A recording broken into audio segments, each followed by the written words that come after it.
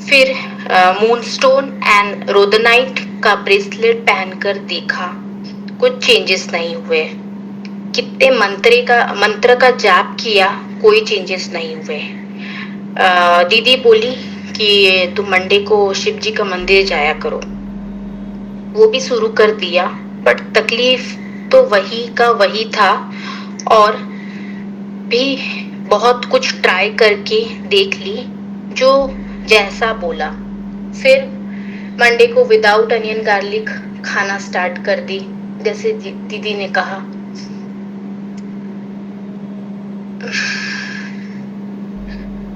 Weekend से डर बैठ गया था। फिर डिसाइड की वीकेंड में घर चले जाया करेंगे, क्योंकि दीदी मतलब चले गई थी और दीदी की बेटी का एग्जाम खत्म हो चुके थे 12th के।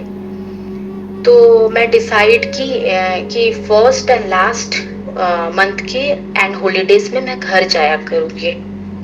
सबसे बात करती रही, कहीं से सॉल्यूशन मिल जाए। कोई कहता बिजी रखो, कोई कहता तुम अकेले रहती हो इसीलिए हो रहा है, तुम शादी कर लो।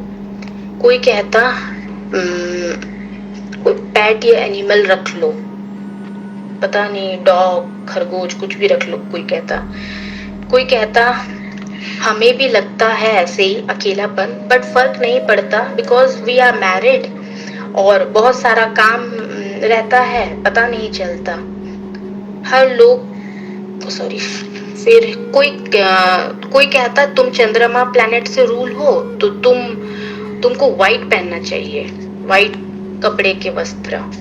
हर लोग का अपना अपना पॉइंट ऑफ व्यू था, बट मैं ये सब बात पर सहमत नहीं हो पा रही थी। बहुत सारा क्वेश्चन रेज हो रहा था, बट कोई सॉल्यूशन नहीं मिल पा रहा था। बहुत कंप्लेनिंग मूड में रही, बॉयफ्रेंड को बार बार कहती रही तुम टाइम नहीं दे रहे हो। तो वो कहता तुम्हारा लोनलीनेस फील हो रहा है तो मैं क्या कर सकता हूँ, तुम्हें लोनलीनेस फील हो रहा है तो जाओ जाके शादी कर लो।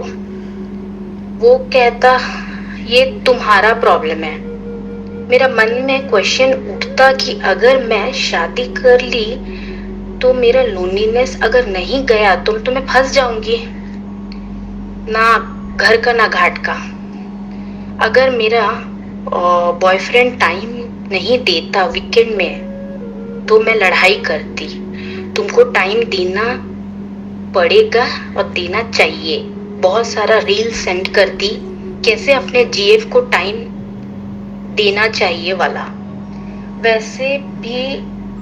वैसे भी हुआ कि वो मेरा पास है, फिर भी मेरे अंदर खालीपन फील हरदम होता रहा।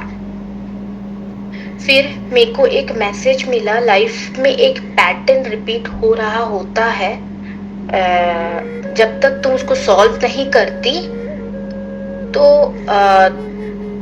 वो हमेशा रिपीट होता रहेगा।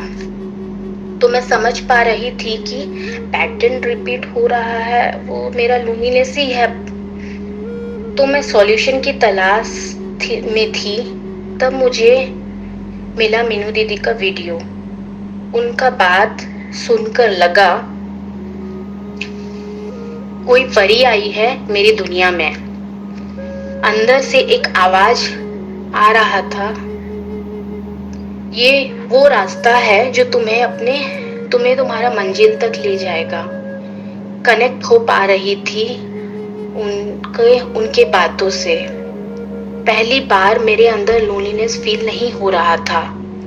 जिस दिन मैं दीदी के क्लास ज्वाइन करने गई मेरे पास 2 चॉइस थे, एक 1-to-1 सेशन और एक ग्रुप क्लास। मैं अच्छे से समझ पा रही थी कि मेरे 3 घंटा में कुछ नहीं हो सकता।